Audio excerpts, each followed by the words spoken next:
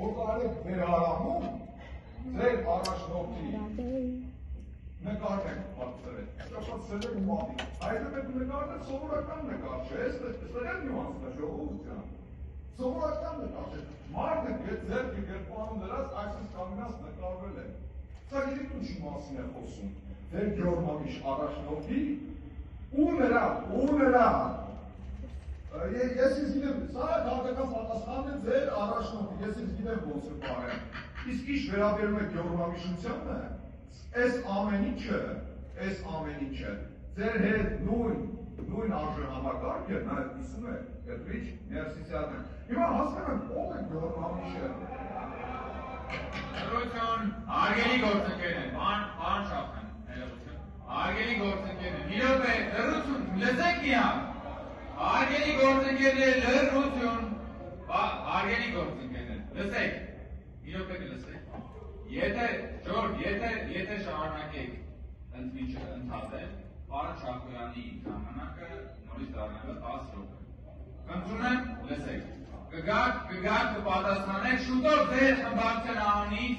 ելույթ է ունենալու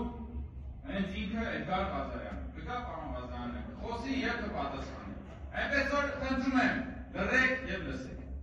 համեցեք պարոն Շաքոյան։ Որսն հասկանալ ով է գյորմանիշը, ափսոս էլի այս նստատեղերը դապարին, Լևոն Քոչարյանի հայրը Ռոբերտ Քոչարյանը 400,000 դրամ աշխատավարձով դարձել է դոլարային միլիոններ, եթե ոչ միլիարդատեր։ Լևոն Քոչարյանը անգլից խոսում է արհեստական բանականությանը դիմելու և դրա օգնության միջոցով ինչ-որ խոսույթներ է փորձում ձևավորել։ Այս դեպքում արհեստական բանականությունը ընդհանրապես պետք չէ։ Ես կարծում եմ Լևոն Քոչարյանի մաթեմատիկական գիտելիքներն են դրան բավարարում են, որպեսզի հաշվի թե 200 միլիոն դոլար աշխատելու համար Ռոբերտ Քոչարյանից քանի տարի էր պահանջվում, եթե 5 տարում էր ընդհանրապես 400,000 դրամ աշխատավարձ։ Հետաքրքիր է գիտեք որն է, հաշվում ես ու ասում է ինչ, Ռոբերտ Քոչարյանը պետք է աշխատեր 16,666 տարի։ Իմիջիայլոց է թիվը ինչ-որ շատ խորհրդանշական դուրս եկավ Ռոբերտ Քոչարյանի համար։ Ով է գյորմանիշ, եկեք մի հատ հլը հասկանանք են բայրակը համապատասխան առաջնորդին հլը եկեք մի հատ հիշենք էլի։ Կարմիր գերդում գրանցված էկզոտիկ կենդանիների չուչերներ են դուրս բերել, տասնյակ կամ միգուցե նաև հարյուրավոր վերջինիս տնից։ Հիմա գյորմանիշությունը որտեղ է։ Պատերազմի վերագրող կուսակցության արգելի գյորմանիշներ։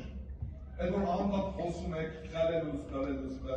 ինչ գրաբերում է խլելու, մենակ դուք եք խլել Հայաստանի Հանրապետությունից և հայ ժողովրդից։ Իսկ հիմա տեղի ունենում հակառակ պրոցեսը։ Ձեր գյորմանիշության արդյունքում խլածը հետ է վերադարձվում պետությանն ու ժողովրդին։ Շնորհակալություն։